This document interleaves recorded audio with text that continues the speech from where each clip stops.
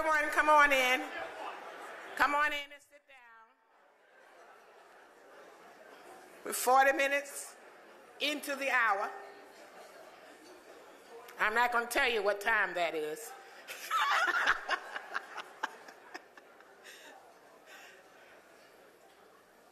That's good.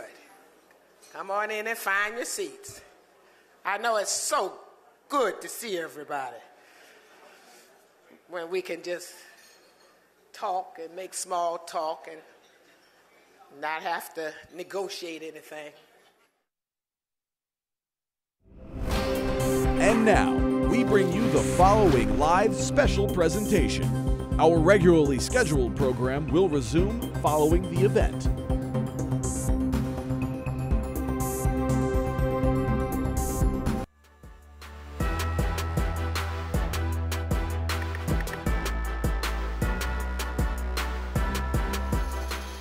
Morning, and you won't hear a whole lot from me. So I just wanted to get us started, and so we can have our beginning, and then so we can we want enough time for our panel discussion as well. We have the order program, and what I'm going to do is to simply tell you that when I sit down, which will be in a few minutes, we will have our presentation of colors. And so they can just go forward. I don't have to come up and announce everything. We'll have our presentation of colors, and then we will have our Pledge of Allegiance. Now, that will be done. And then Reverend Thomas Boyne, you know you're number 3. You will come forward and give us the invocation. But, you know, number 1 in our hearts, but number 3 on the program. God is always number 1.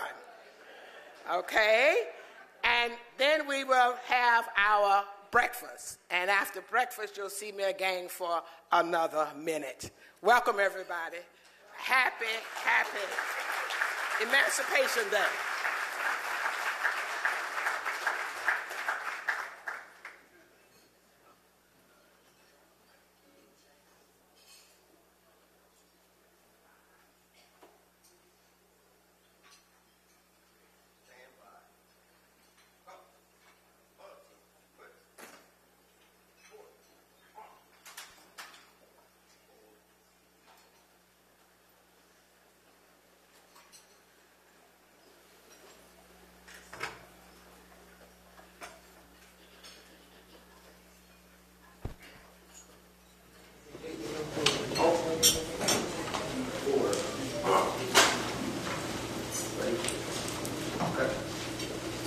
Right shoulder up. Right. Set.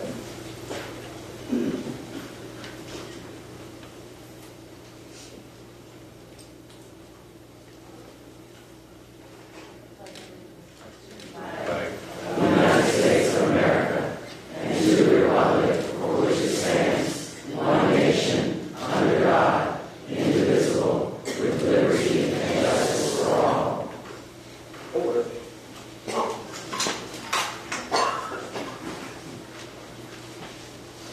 Ready? Cut. Horse. March and file. Ready. Step.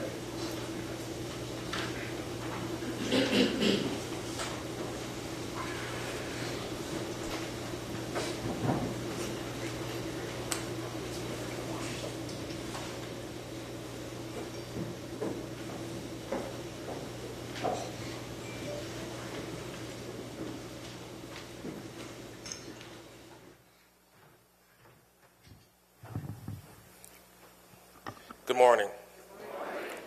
Let us pray. Almighty God, in whom we live, move, and have our being, now in whom we trust. We know you've heard more from us over the last year since 1862. We've called on you, now let us hear you call on us to love our neighbors as ourselves, to do justice and love mercy, not just over breakfast or on ceremonial days in an ornately decorated room, but until justice rolls down like waters and righteousness like a mighty stream. Not just the folks in this room, but across our city in all 8 wards. We are here to say that we are stronger than anything that seeks to divide us in a futile attempt to destroy us. Help us to continue to stand for our DC values, to stand for justice, freedom, and equality for all, to protect Roe and Brown from those who would use religion under the guise of freedom to justify their personal beliefs of discrimination and oppression. As we celebrate DC Emancipation Day, remind us that you have not brought us thus far to leave us, and we have not come this far to turn around. Bless the food we're about to receive. Make us mindful that we eat food we did not plant, pick, or cook, and that the hands that once picked cotton and tobacco can now pick presidents, Congress, mayors, council members, ANC commissioners, and one day governors and senators. In your name, which is superior to all other names, the salvific and sweet sound of freedom, in your name we pray. Amen.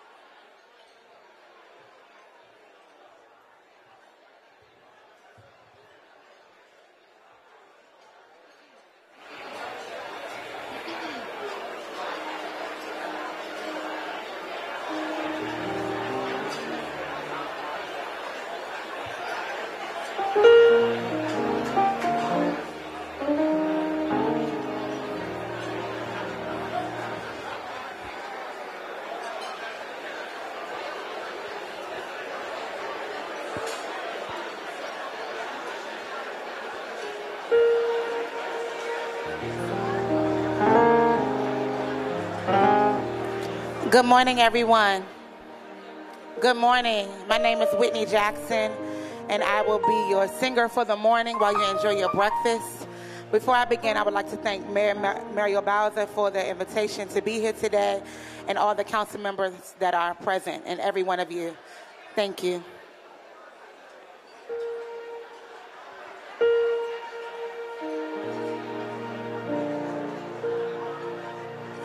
Oh, say, can you see by the dawn's early light what so proudly we hailed at the twilight's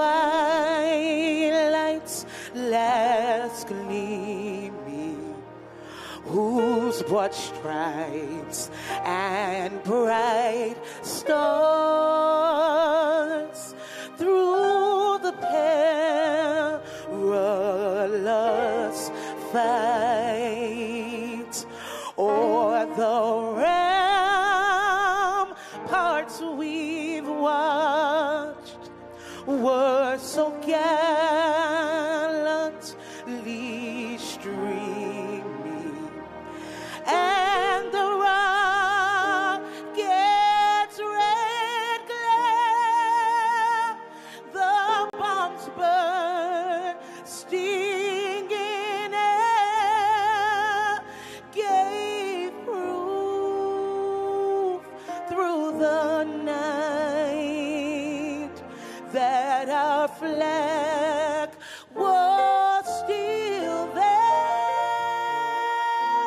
Oh, say, does that star-spangled banner yet wave o'er the land of the free and the home of the brave?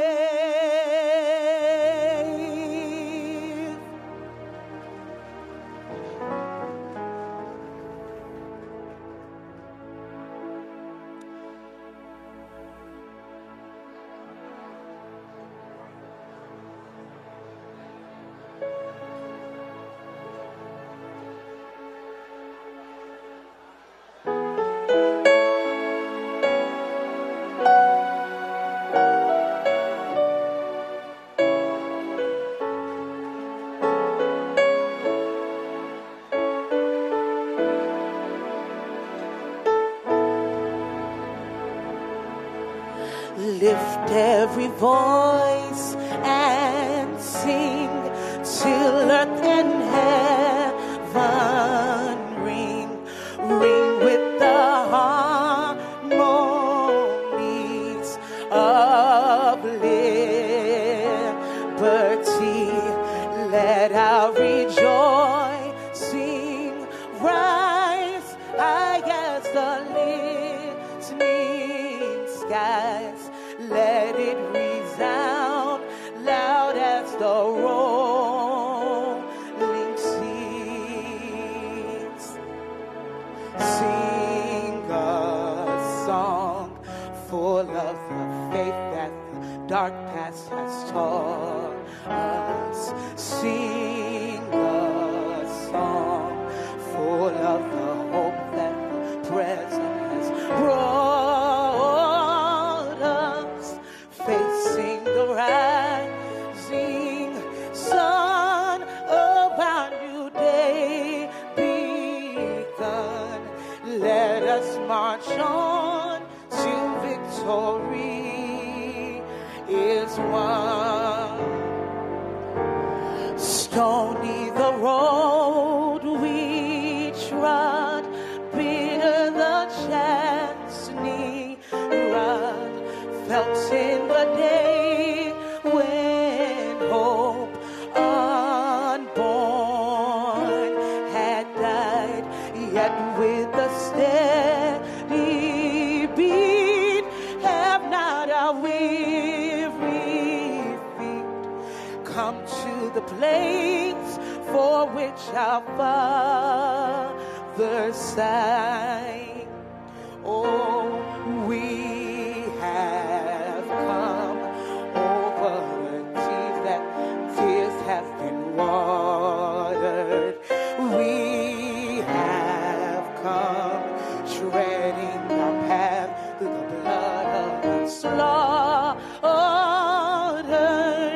out from the gloomy past till now we stand at last where the white gleam of our bright star is cast.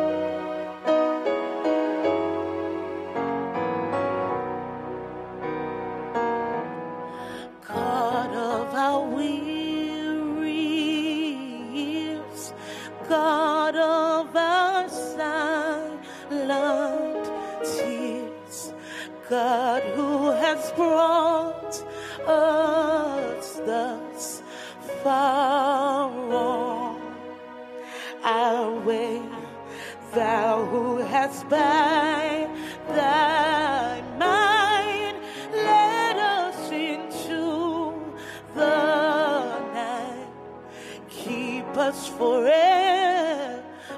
in the path we pray. Oh, lest our feet stray from the places, our God, where we met thee, lest our hearts, drunk with the wine of the world, we forget thee, shadowed beneath thy hand, may we forever stand true to our God, true to our native land.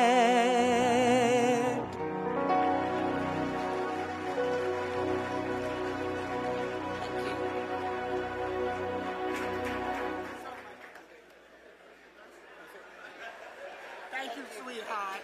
Oh, you want this one? Okay. Thank you so much.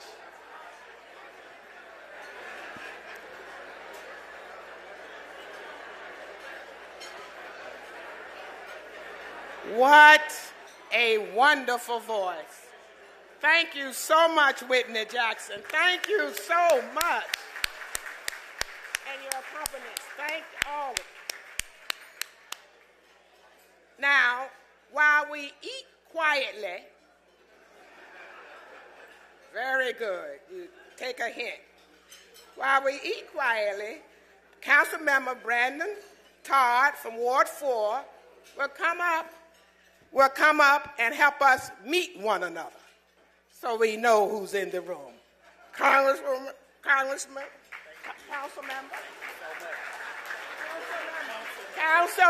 Ward 4, my ward. I got it. Good morning, Washington, D.C. My name is Brandon Todd, and I represent Ward 4 in the Council of the District of Columbia, and I thank you. And I chair the Council's Committee on Government Operations, which has oversight of the Office of the Secretary, who's our host this morning. And it is my job to acknowledge in a room where everybody is important, some people that are here with us this morning, the Honorable Mayor Muriel Bowser, our Congresswoman Eleanor Holmes Norton, Chairman Phil Mendelson, the Chairman of the Council, Attorney General Carl Racine, Lauren C. Vaughn, the Secretary of the District of Columbia, and my colleagues on the council with Ward 1 Councilmember Brianne Nadeau, Ward 2 Councilmember Jack Evans, Ward 3 Councilmember Mary Che, Ward 5 Councilmember Kenyon McDuffie, Ward 8 Councilmember Trayon White,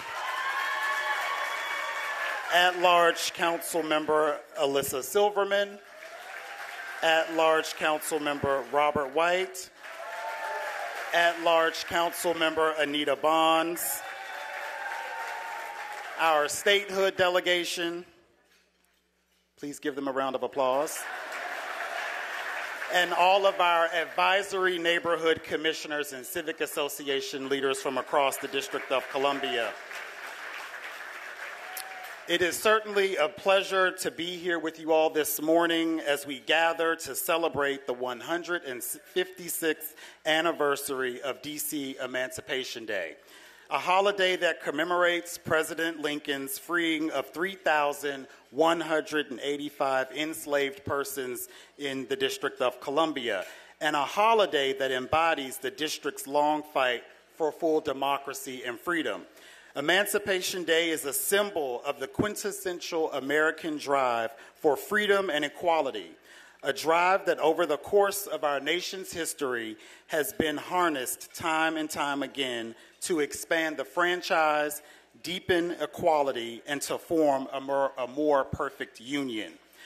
But the thirst for freedom is not a uniquely American trait. It is a fundamental to the human condition. It extends to every corner of our society and every facet of our lives. As Nelson Mandela said, "For to be free is not merely to cast off one's chains, but to live in a way that respects and enhances the freedom of others." And that is what we gather here today to reaffirm. Because while Lincoln may have cast off our chains 156 years ago, the Congress still has yet to realize that their freedom is bound up in our freedom, and that they must heed Nelson Mandela's words by living in a way that respects and enhances the freedom of others, the people of the District of Columbia. On Monday, we will go to Capitol Hill to advocate for granting of full rights to the 700,000 tax-paying residents of the District of Columbia. Yes, give yourselves a round of applause. Only statehood can fulfill the American promise for our people, and we will not rest until justice is done. Thank you for your efforts towards this cause, and I look forward to marching together with you in this noble endeavor. God bless the District of Columbia.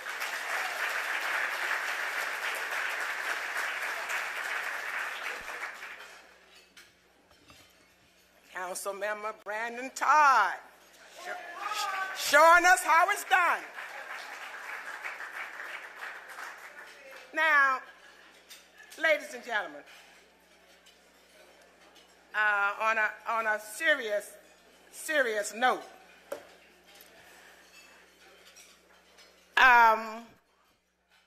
we have in our hearts today, as always, Zaire Kelly, 16-year-old Zaire, team captain, college-bound, best dresser, just all around cool. Zaire was a victim of senseless gun violence, which snuffed out his life on September 20, 2017.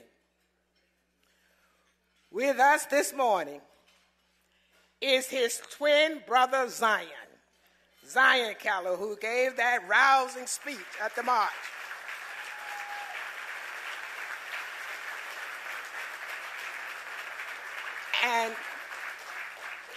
And Zion, who is a student at the Thurgood Marshall Academy Public Charter School, is going to come up here And we are going to listen closely as he gives us the statement of occasion.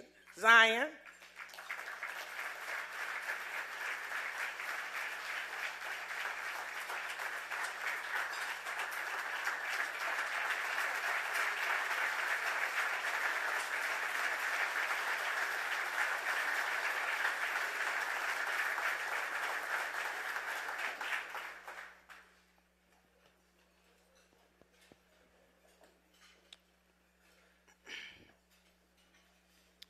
Greetings, Mayor Bowser, City Council members, Congresswoman Norton, and other dignitaries and guests. As you heard, my name is Zion Kelly, and I'm a senior at Thurgood Marshall Academy and a member of the Marion Barry Youth Leadership Institute here in Washington, D.C.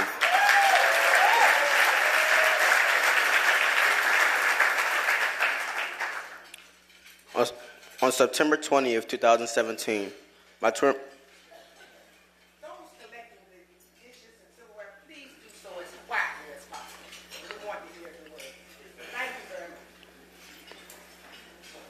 On September 20th, 2017, my twin brother Zaire Kelly was shot and killed walking home from the after-school program College Bound due to senseless gun violence. I'm here today to say enough is enough. Gun violence does not have a home. It does not only live in the streets of D.C., but has appeared in many places that we call safe. The irresponsibly written federal gun legislation affects the most vulnerable population and will be considered to be our country's safest places. We define our safe spaces as churches, parks, theaters, concerts, schools, and not only schools, but walking and traveling to and from schools and other student activities. Safe passage must be a priority for all of us. From the Charleston church shooting in South Carolina, to the Orlando nightclub shooting in Florida, to the outdoor concert shooting in Las Vegas, to the brave students at Stoneman Douglas High School in Parkland, Florida, federal gun legislation does more to protect gun owners than it does to ensure gun safety and the protection of everyone.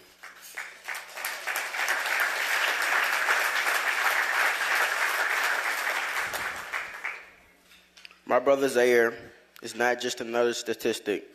He was the captain of our track team. He was running for student body president. He was a youth council member, and he was my best friend. I'm using my life and my love for my brother to call for action.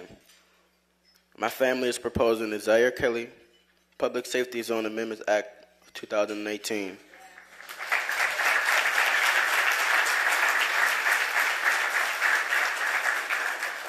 It aims to create safe passage zones for students traveling to and from schools and other extracurricular activities in D.C., while also expanding gun-free zones. This amendment means that every student in D.C. will carry the protection in Zaire's name. I am demanding Congress to change gun legislation so that all Americans will be safe from gun violence. I'm demanding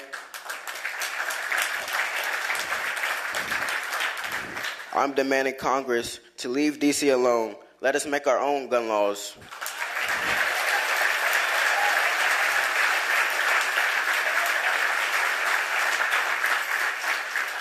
I am demanding Congress to give us our vote in both houses, and I am demanding Congress to give us all the same rights all other Americans have.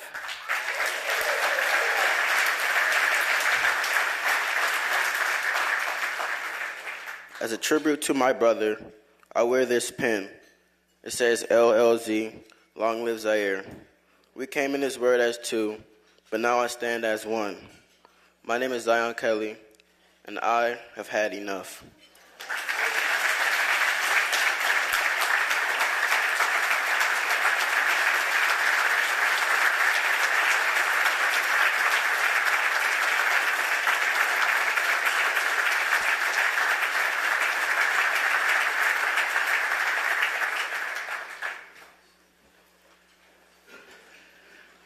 We've got work to do, folks. We've got some serious work to do. Now, we're approaching not being on time, but getting closer to where we want to be. We're moving right along. We are going to go now into our symposium, which is a symposium on D.C. statehood, the impact of federal gun legislation on district residents. Now, we have an illustrious panel, distinguished. I mean, the top political leadership of the District of Columbia. I mean, you know, that says it all. And so we're very anxious to hear them speaking together on this subject. Now, I'm going to introduce them all now, and you can clap if you want at the end. And then I'm going to ask them to come up. And we have our mayor, who is our 7th elected mayor and our 2nd woman. And with that, she served as Ward 4 council member, and she was first elected in a special election in 2007, re-elected in 8 and 12, and she's running again. Now, she served in the ANC and native Washingtonian, Bachelor of Arts degree from Chatham University and a master's degree in public policy from American University. So we're looking forward to the mayor coming forward. Next, we have our Congresswoman, Eleanor Holmes Norton, who I have known personally for many, many years, and I have learned a great deal from her over those years. She's serving her term, her 14th term, her 14th term as a Congresswoman for the District of Columbia. Serves on 2 committees, Oversight and Government Reform and the Committee on Transportation and Infrastructure. Ranking member of the House Committee on Highways and Transit. She taught full-time lawyer, serious lawyer, Eleanor was. Before being elected, she's a tenured professor of law at Georgetown. After receiving her bachelor's degree from Antioch, she simultaneously earned her law degree and a master's degree in American Studies from Yale University. And now, when we look at Eleanor's, it's very interesting and curious to look at someone with more than 50 honorary doctorates. That's very, very, so we'll see that up here on display. Our illustrious chairman of the D.C. Council, Phil Mendelson. And I want to have a private discussion with Chairman Mendelson so he can explain to me how one runs unopposed all of those years for ANC. 86, 88, 99. I mean, there's a formula there somewhere. I don't know what it is.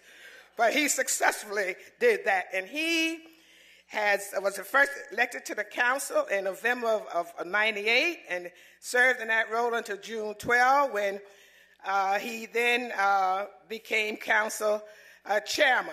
And he was selected by his colleagues to take over that role. And in November 2012, voters overwhelmingly elected him as chairman of the council. He was re-elected as chairman again, overwhelmingly again. I mean, he knows how to pile up those votes. Overwhelmingly again in 2014. He served for 8 years as chair of that Judiciary Committee of the council.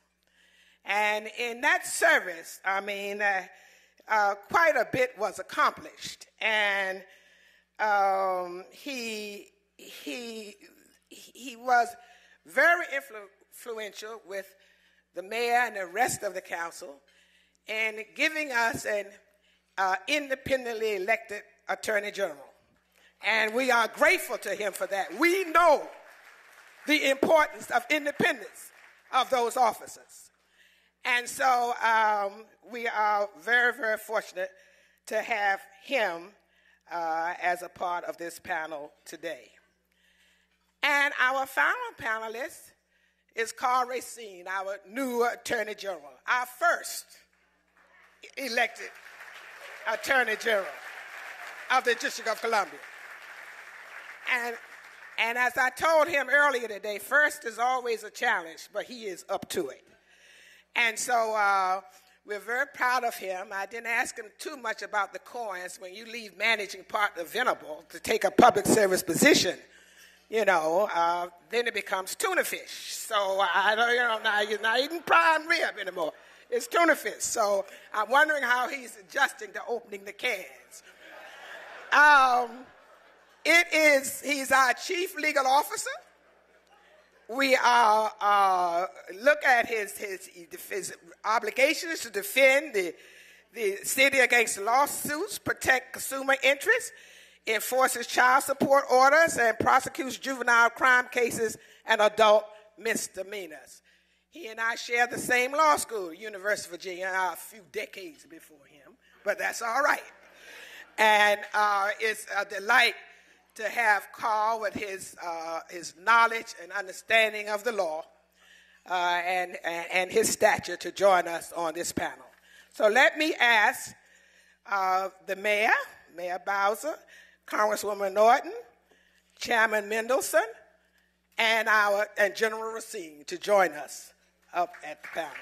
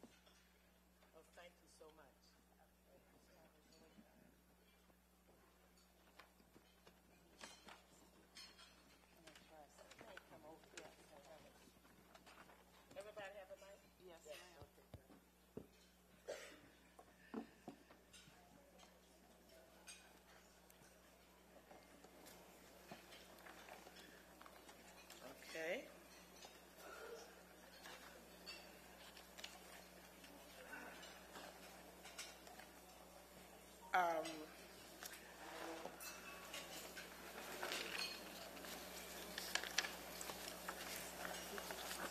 looking for my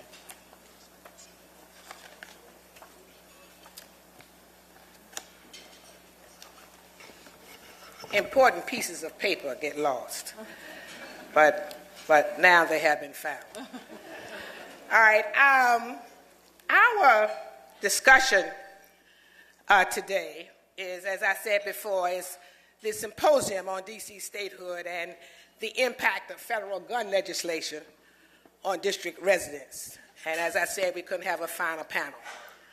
I thought I would start with Mayor Bowser and ask her to explain to us or tell us in her words why that particular topic was selected and what she sees as its importance. Well, thank you, Elaine, and thank you to all the Washingtonians who are here to help us kick off our celebration of Emancipation Day with this, our fourth full democracy breakfast.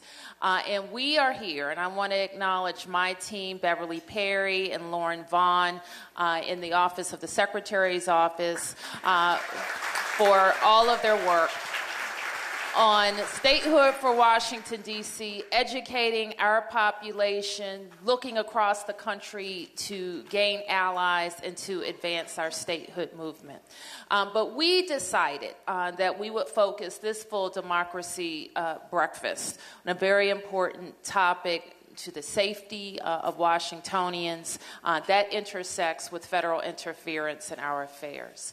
Almost 1 million young people came to our city just a couple of weeks ago. They came to say, just like what you heard Zion say today, that enough is enough. That we need the Congress to act and to act responsibly on gun laws that affect all of us. Now, you have already heard in Elaine's introduction of the chairman that our council has done very important work over many, many years in making sure that D.C. has tough gun laws, that has reasonable gun laws, but gun laws that we, your elected officials, have decided are best for the District of Columbia. But we don't get to do that in Virginia, and we don't get to do that in Maryland.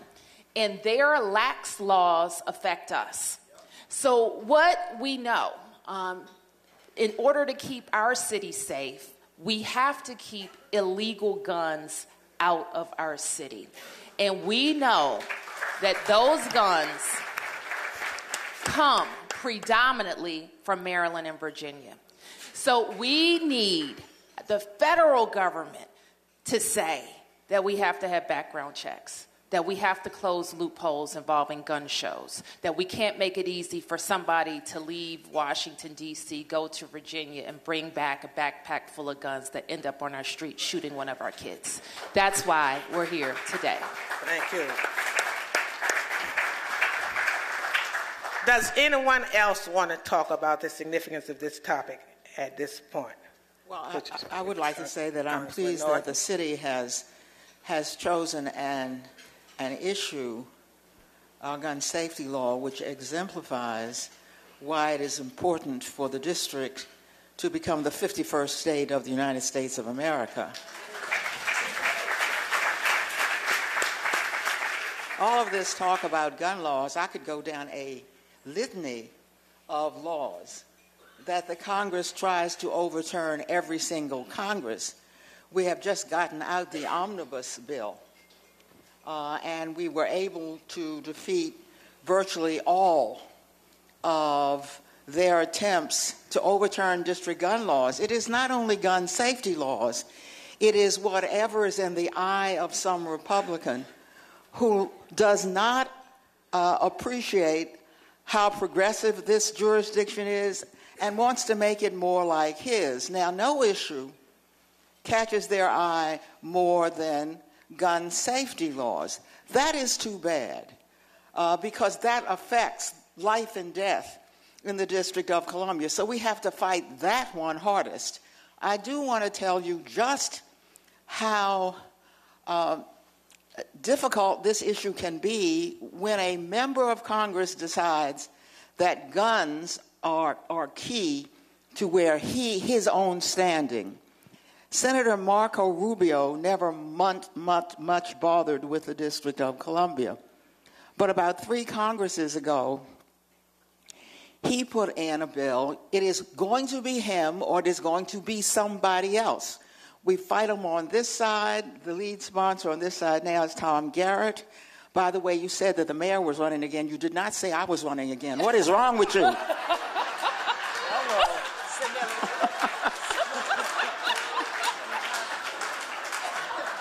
I asked her what was wrong with her, and Elaine said senility. Now, unfortunately, of the 3 of us up here, I'm the only one that has to run every 2 years, so they just forget I'm running again. So every Congress, it's going to be somebody. This time it's Tom Garrett. He has 3 opponents in Virginia. I don't care who they are. I hope one of them gets him. But he is a freshman, and it's interesting that it is not unusual for a freshman House member to hop in on D.C. gun laws. We chase him off. He never comes back, but there's another freshman to take his place. Marco Rubio is different, and we have had to be on his case in a very special way. Marco Rubio put in a bill. He decided it was his turn to overturn all the gun laws. That's all the local gun laws of the District of Columbia, my friends. Why did he do it? Why was it his turn? He had a B+ rating from the National Rifle Association.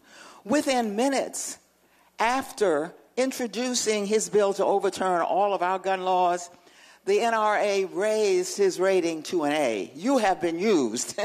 And it is one reason, but it may be the most important of the laws, why we must first, even when we don't have statehood, keep them off of us, but above all, understand that the only way to keep them off of us forever is to become the 51st state, and that is up to us and the American people.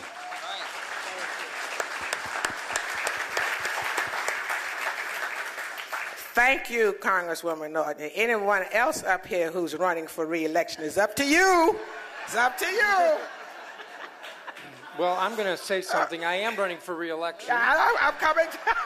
But that's not why I'm going to say something. Mr. Chairman, I'm coming to you right now. For nearly 20 years, you have been on the council. Mm-hmm. And you were, as I indicated before, you were chair of the judiciary.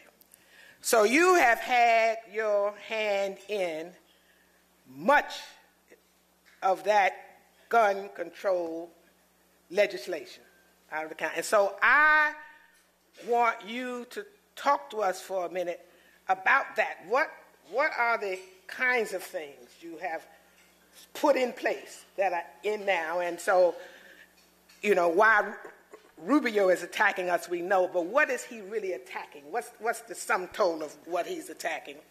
And also, while you're discussing that, say a word about how you see D.C. statehood tying into this issue of gun control. Well, let me try to cover all that. First of all, I'm going to begin. Good morning. Good morning. And second of all, all four of us here have been partners in protecting our gun laws, and I can't emphasize that enough. Just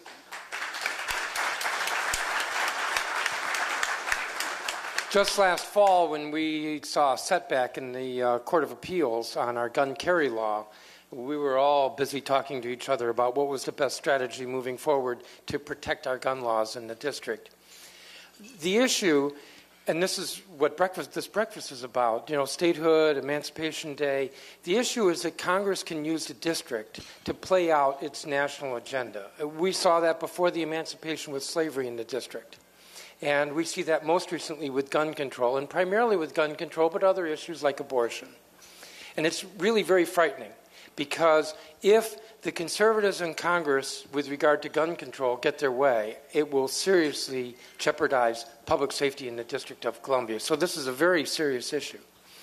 And it's not just Marco Rubio. He is the latest. Eleanor spoke to that.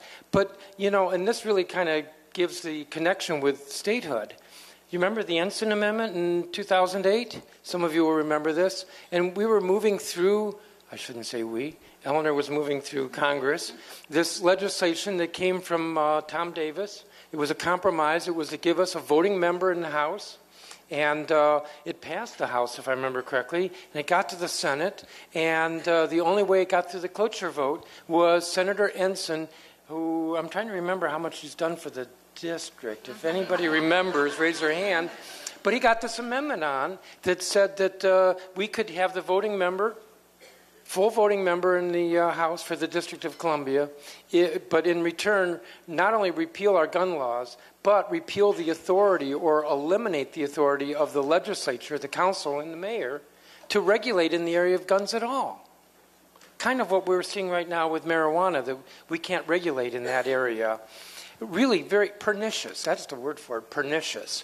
And we had a choice, and the choice was, do we go forward with a greater degree of self-determination, representation in Congress, and give up any authority over gun control? And we chose the importance of gun control, unfortunately, because it was not a fair choice at all.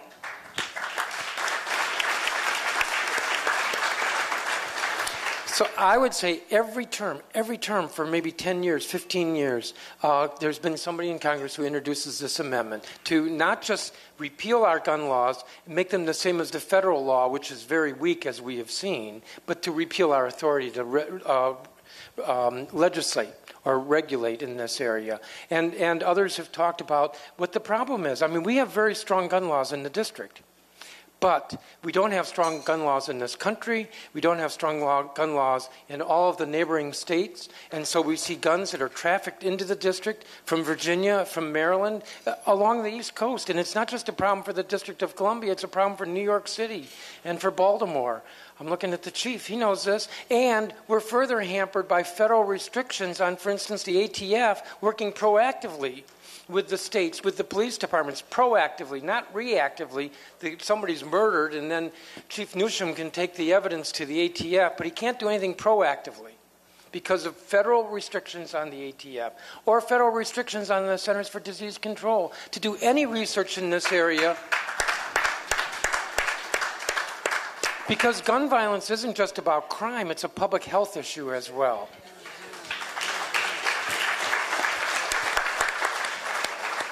So this is very much about statehood, having control. You know, if we had statehood, there would be a federal district. I think it's basically the federal triangle in the White House, and they could eliminate all the gun laws they want to in the federal triangle in the mall, and we're happy with that if they want to do that, because that's not where our problems are. I guess I want to just say one other note, and that is the reason why this is a national issue is because of the misrepresentation of what the Second Amendment is all about.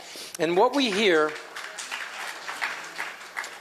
over and over and all from these conservatives is that, you know, they're protecting the Second Amendment. Well, our gun laws have gone to the courts multiple times, and our gun laws have been upheld as consistent with the Second Amendment.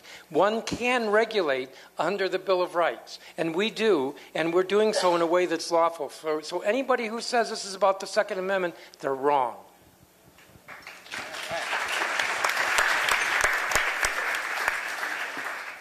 Thank you, Chairman Mendelson, for that lead-in into General Racine. It's the perfect one. Because I am sure that General Racine can... I read something last night. I had the nerve to try to reread Heller. I really tried to reread Heller. And the 5-4 decision and originalism run amok with Scalia. I saw that.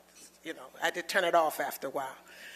But I would like for you to tell us, General Racine, what I want to know about your office, the status of gun control laws as you see them, and the dangers that you see in Rubio's move.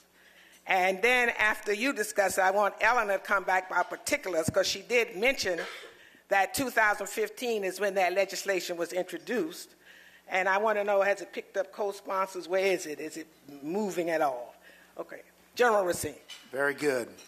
Okay, just to give it some context before I talk about Heller, you know, let's talk about what sometimes the conservative judicial perspective views more progressive, or in my view, moderate judges as being. They call these types of moderate judges activist judges.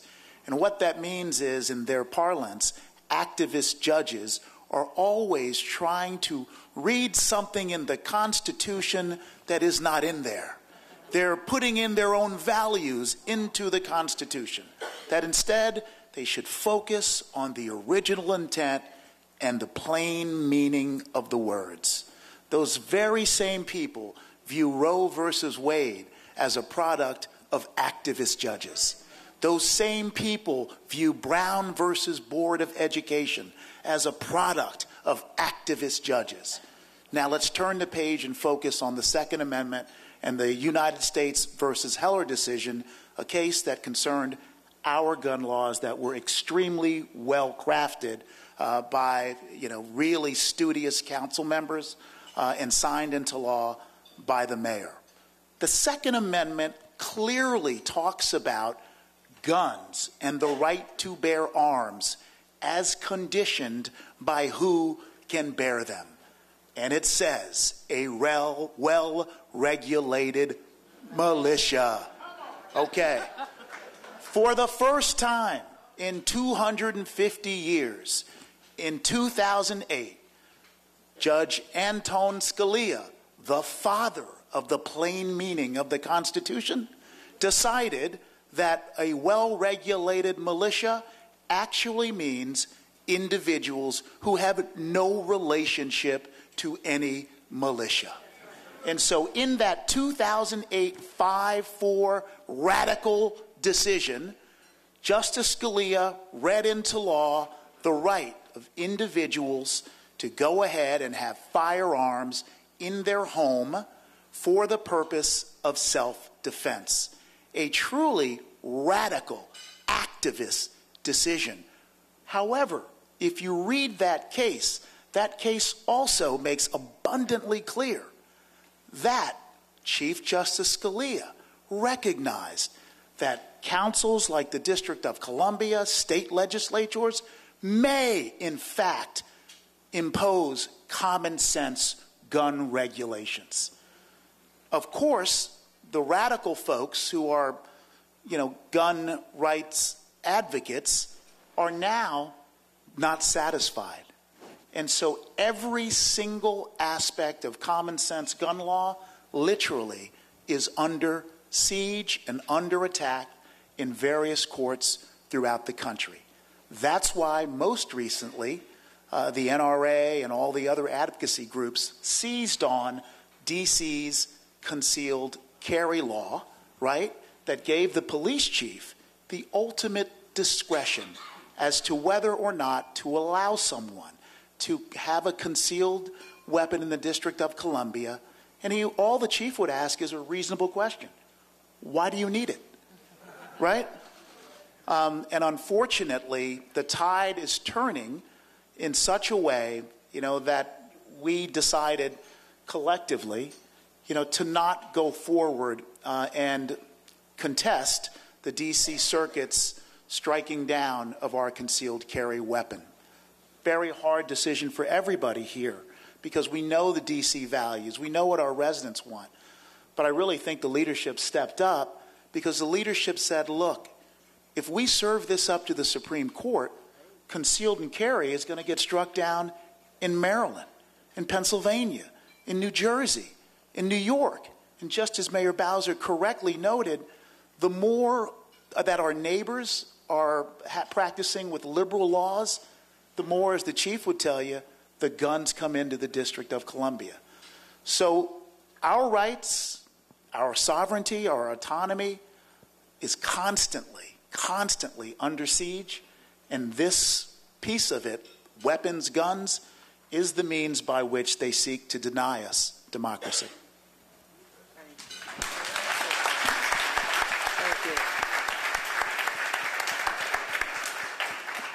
Congresswoman Norton, would you, we have to hear it, though we may not really want to, but we have to hear it. What is Rubio doing up there now? And what kind of support is he picking up? What have you been able to do, in terms of just trying to dissuade him from this approach, which I know may be futile because it's for political points. It's not a substantive issue with him. So, and please enlighten us. And also, while you're doing that, is anything, what do you see for D.C. statehood up on the Hill? Although I think we may know the answer on that. First, let me say thank you for those questions because they tie together. I am always, the only way to fight for statehood is to be optimistic and to understand that nothing in the Congress that is even mildly difficult can be gotten except over a period of time and with constant fighting. Just talk about the people who brought us D.C. Home Rule. And it took them 100 years to do that. It's not going to take us 100 years to become the 51st state if we do our homework. One word on concealed carry. The district's decision, which was a wise decision, left standing concealed carry laws just like the districts in other states. And it did not want to risk taking down those laws. This was a good risk. For one thing, please bear in mind what the polls are showing. The polls are showing that at least Democrats will take back the House and even maybe the Senate in 2018.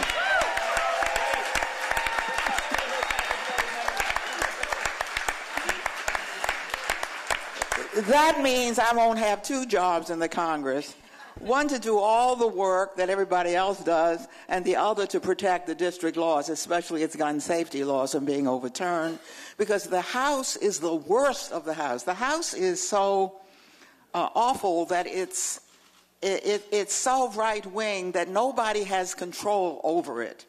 Its caucus is divided into so many ways. Elaine said, well, are there any co-sponsors?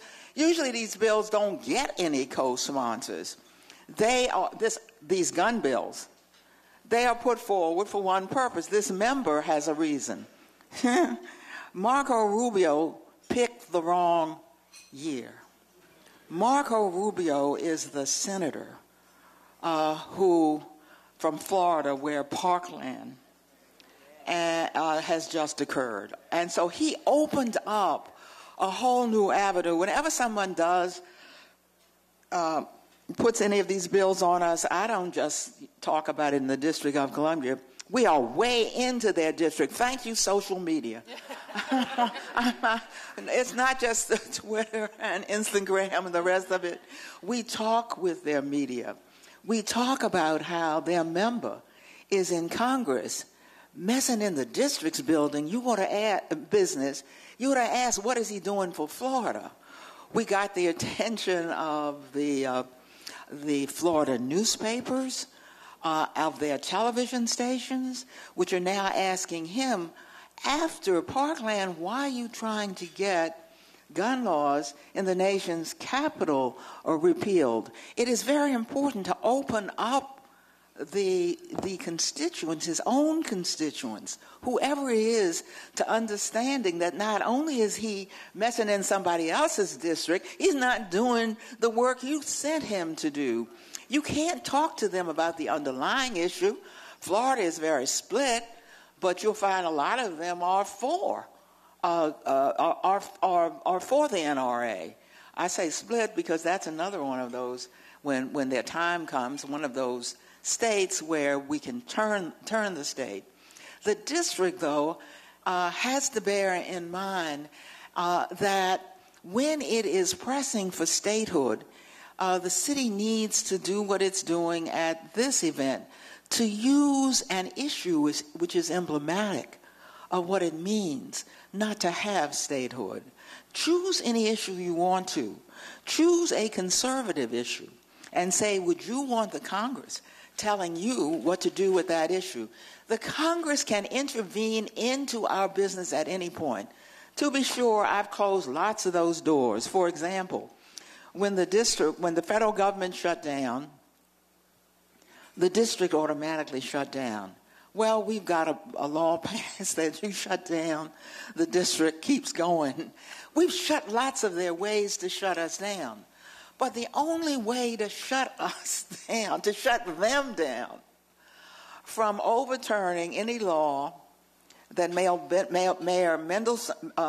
Council Member Mendelson gets through the council and that Mayor Bowser signs, is to shut it in both houses. And how do you shut it in both houses? I'm in the House, and to make the point, much of my work is done in the Senate because the House is so ultra-conservative that they'll pass anything. So I go, by the way, they haven't passed this gun law. So I go over to the Senate, and the reason the Senate is better is not only do you make allies there, and I've done that over the years, but the Senate represents a broader swath of people. They don't just represent a narrow part. So if you represent Florida, you got to think about those who are for guns, those who are against guns. So we then have to be very strategic in order just to keep the Congress, to make the Congress leave us alone. The ultimate way to make the Congress leave us alone is to make the Congress treat us the way they treat all of the states of the United States. And we know the way to do that is to become the 51st state of the United States. All right. Thank you so much. Thank you so much, Congresswoman Norton. Now, I would like Chairman, the Mayor Bowser, followed by Chairman Mendelson, and then wrapping up with Carl Racine, to tell us what you would like to say on this subject that you have not had the opportunity to say. And I would also like the mayor to explain to us, with all the restrictions and Congress looking over her shoulder, she and Chairman Mendelson still pushing forward with initiatives, and in spite of the environment in which we're working? Well, let me just start there, Elaine, because it is true. We are unique in our system. City, county, state, school district, all at once, pay more taxes per capita than any jurisdiction, have a larger population than 2 states, and growing. And we are unique in that way. We send our legislation up to the Hill. We have achieved budget autonomy.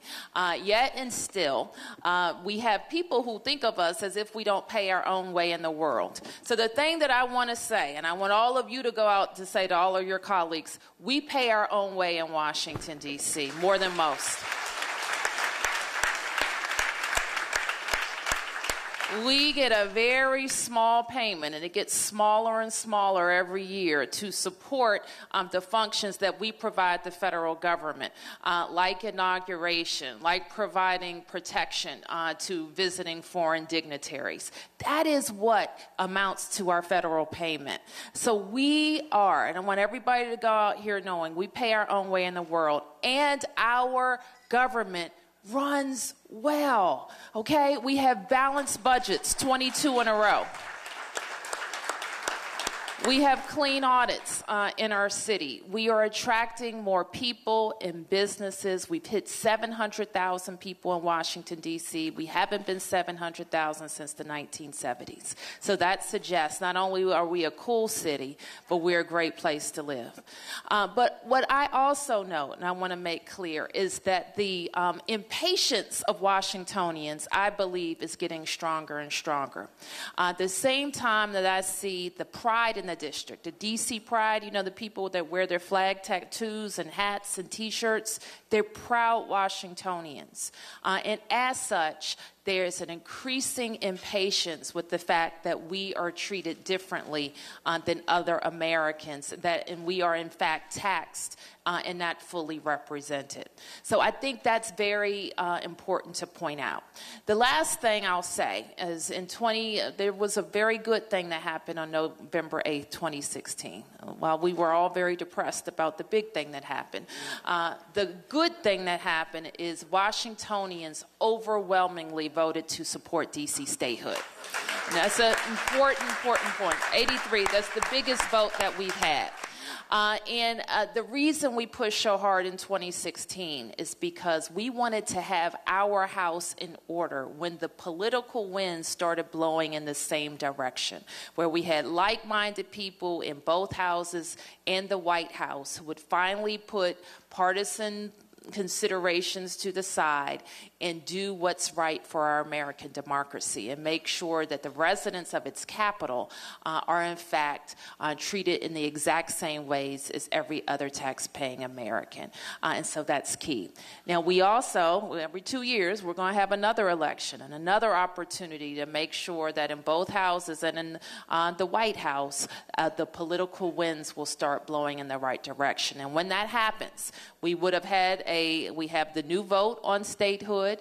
We have the boundaries of the federal district. We have the agreement that we will have a representative government in our city. Our Congresswoman has a new piece of legislation and a companion piece in the Senate, and I think we have more sponsors than we've ever had, so we're ready. And it was important for us, as all of the elected leadership of our city, to be able to go out and say, we are ready, Congress. We are ready, White House. And we need you to pass this bill. And when you pass this bill, we become the 51st state. We've answered all the constitutional questions. We've answered all the questions about how we're going to take care of ourselves, because we take care of ourselves better than most. And now we need to be the 51st state. So we're going to wrap up with Chairman Mendelson explaining to us what initiatives he sees for the council and what role going forward, and then our final voice will be General Racine talking to us about what role that he thinks he can play as we move forward in terms of statehood and also holding on to our gun laws. So I'm going to start by picking up where the mayor was. She made the comment about how we've had 22 years of balanced budgets. Congress has this patronizing view toward the district. But if you look at the district and where we are as a government financially, we're doing very well. And you compare us to other cities and states, we're doing very well. So our revenues are growing, our city revenues are growing, while other states are still seeing shortfalls, drops in revenue. We have a fully funded pension system, the kind of thing that we look at other states or other cities and we see what a mess they have. That's not us. We're doing very well, and yet Congress is still patronizing about who's better at running the city.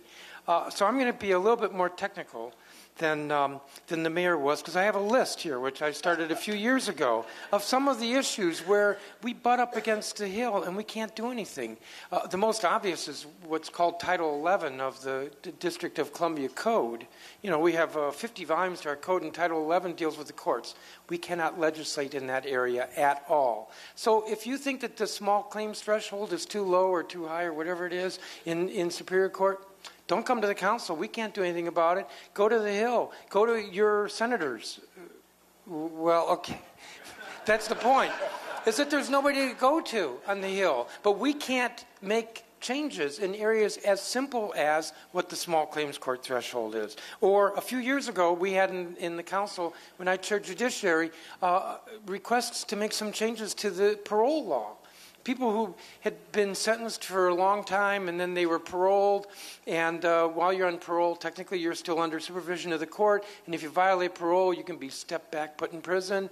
And there were folks who got stepped back for the most minor of offenses and had to start their sentence over. And we wanted to change that, and we can't, because by law, only Congress or the Attorney General of the United States can change that.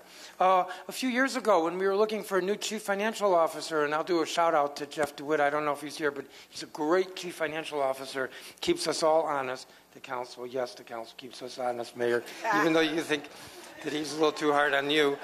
But we wanted to raise the CFO's salary. Can't do it. Prohibited. We can raise the chief of police salary, the chancellor of the school system salary, the mayor's salary, but not the CFO's salary. Do that, yes. Okay, if you want. But don't distract me. The point here is it's something as fundamental as being able to increase the salary of a well-performing chief financial officer who's key to our financial success. We can't do. Only Congress can do. This is really minor, but a few years ago we had a bill to legalize antique slot machines. Somebody was collecting antique slot machines, not gambling, just an antique machine. Can't do it. Prohibited by congressional statute. Our DC jail, jamming, to be able to jam cell phones in the DC jail. Can't do it, because that's Federal Communications Act. We can't do it. If we could, if we were a state. So it's a long list. But it's examples. We're not just talking about gun control, which is critical to public safety. We're talking about a whole range of issues, really simple stuff that we cannot do because we're not a state and because Congress believes in continuing to be patronizing to the city because we're not good enough to run ourselves. Okay. I got some good news for you. I don't have a sheet of paper.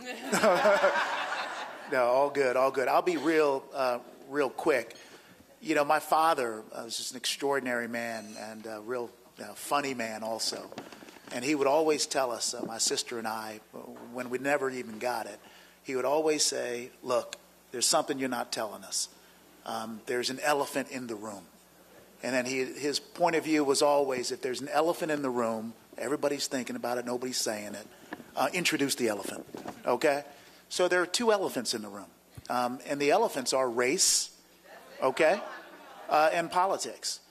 And, part of the reason why we are where we are without having our sovereign rights is because historically we've been viewed as less than human beings, because our city has predominantly been a city with people of color, African Americans, okay? And so when you had people like Gladys Mack and her late son, Lasana Mack, running the D.C. Treasury and running it better than any other state in the country, they still thought we were incompetent and couldn't do our jobs, right? And that was reason number one why we shouldn't be a state, right? There's still that stuff lingering on. It's more, overt than but it's still out there. And the second elephant is politics. They don't want us to become a state because they know that the residents of the District of Columbia, by and large, prefer the Democratic values than the Republican values, right? But I'm here to really, put myself on the same line of authority as Congresswoman Norton, which is that eventually, and we know we need it now, but eventually we're going to get there. We're going to get there. And we're going to get there because, as Mayor Bowser said, you've got young people like Tom Sherwood and Councilwoman Shea putting tattoos on their body, right? And of course, you've got obviously new citizens, yes, and whiter citizens moving into the District of Columbia. Watch the argument get more attention, okay? And it's our job as the current leaders to invite the new people in and teach them about DC values without regard to race and politics.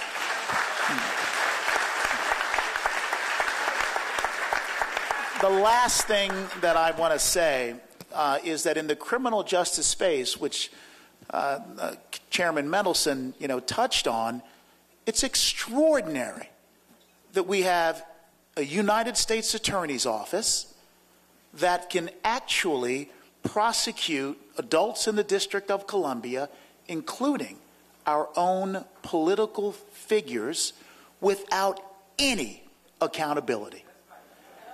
I can't tell you how many times I got into arguments with people around Joe DeGenova. Remember that name? And his 20-year prosecution of Mayor Barry, right? And of course it happened in more recent times with, former Mayor Gray, how dignified he was during his term to compartmentalize the pursuit of prosecution by an unaccountable prosecutor, only to say once his term was over, oh, we got nothing. It's outrageous that Chairman Mendelson wants information from the U.S. Attorney's Office, and they say they have no obligation to provide you with that information.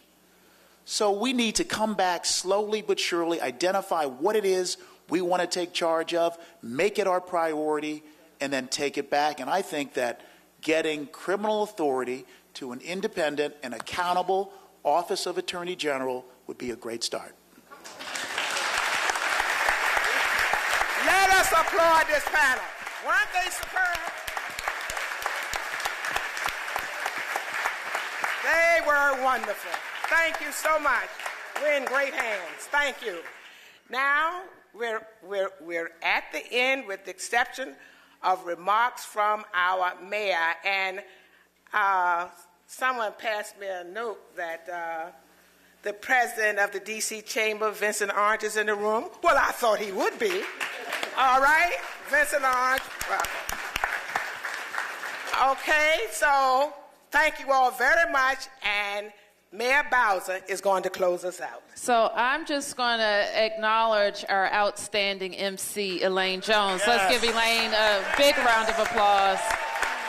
Elaine has been such a huge part of defending justice and the law for people of color and all Americans for so many years. We owe her a significant debt of gratitude.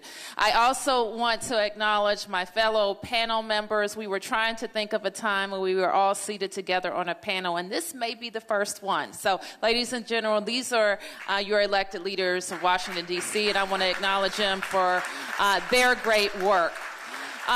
Finally, let's remember what we are celebrating with Emancipation Day. The people of Washington, D.C. Becoming free before all of the territories and states of the United States.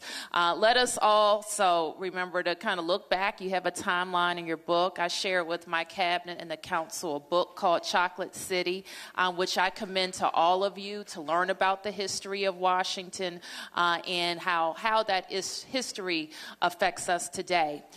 There is going to be a parade tomorrow on Saturday starting at 2 p.m. on Pennsylvania Avenue where we will come to celebrate. And there's going to be a huge concert on Freedom Plaza beginning at 3 p.m., going into the evening and ending with fireworks. I want to acknowledge Vincent Orange. Not only is he the president and CEO of the Chamber of Commerce, but he also authored the legislation that made Emancipation Day in the District of Columbia a holiday. And so we want to thank you for that. And I also want to acknowledge all the members of the council because while we take the lead out of the office of the Secretary's office, we do so in partnership with the council. And there are also a number of educational programs that are going to be going on throughout the weekend. And on Monday, we thank our employees, all 33,000 of them that make the District of Columbia hum. They have the day off. All right. Thank you. Ladies and gentlemen, thank you. You're dismissed. Thank you.